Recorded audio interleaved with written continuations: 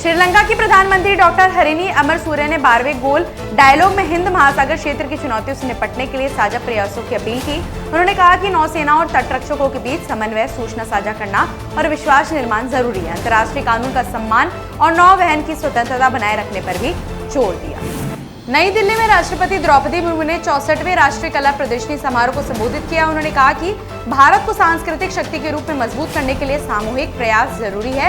ये कार्यक्रम ललित कला अकादमी द्वारा आयोजित किया गया। प्रधानमंत्री नरेंद्र मोदी ने लोगों से पीएम मेमेंटो ई नीलामी के 7वें संस्करण में भाग लेने की अपील की। उन्होंने कहा कि ये नीलामी भारत की संस्कृति और रचनात्मकता को दर्शाने वाले उपहारों का संग्रह है। इससे प्राप्त राशि नमामि गंगे परियोजनाओं में उपयोग की जाएगी। केंद्रीय वाणिज्य और उद्योग मंत्री पीयूष गोयल ने न्यूयॉर्क में यूएस इंडिया रणनीतिक साझेदारी मंच को संबोधित किया। उन्होंने कहा कि भारत अगले 5 सालों में स्वच्छ ऊर्जा के क्षेत्र में बड़ी छलांग लगाने को तैयार है। सरकार की योजना 250 गीगावाट से बढ़ाकर 550 गीगावाट स्वच्छ ऊर्जा क्षमता हासिल करने की है।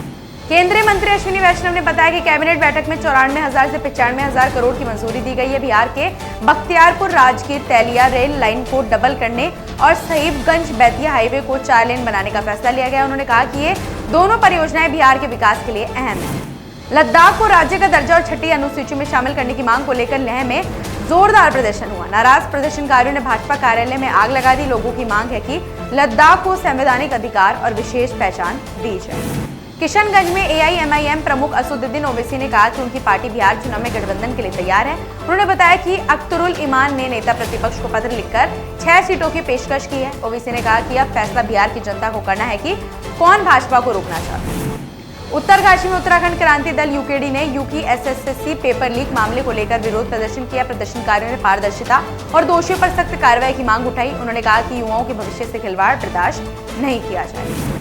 पटना में कांग्रेस अध्यक्ष मल्लिकार्जुन खड़गे ने कहा कि देश आर्थिक संकट, बेरोजगारी और सामाजिक ध्रुवीकरण जैसी गंभीर समस्याओं से जूझ रहा है। उन्होंने आरोप लगाया कि चीन से आयात दोगुना हो गया है और 2 करोड़ नौकरियों में 15 लाख का वादा अधूरा है। खड़गे ने कहा कि जीएसटी में सुधार की मांग कांग्रेस शुरू से करती रही है, जिसे अब जाकर सरकार ने माना है।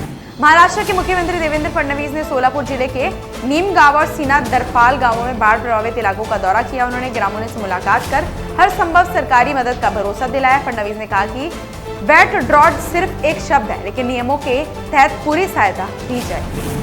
उत्तराखंड में मुख्यमंत्री पुष्कर सिंह धामी ने कहा कि राज्य में नकल माफियाओं पर लगाम लगाने के लिए देश के सबसे सख्त कानून लागू किए गए हैं। 2022 में अब तक 100 से ज्यादा नकल गिरोह पर कार्रवाई हुई और 25,000 से अधिक लोगों को गलत तरीके से सरकारी नौकरी पाने से रोका गया। उन्होंने साफ कहा कि सरकार नकल माफियाओं के खिलाफ सख्त कार्रवाई जारी रखेगी।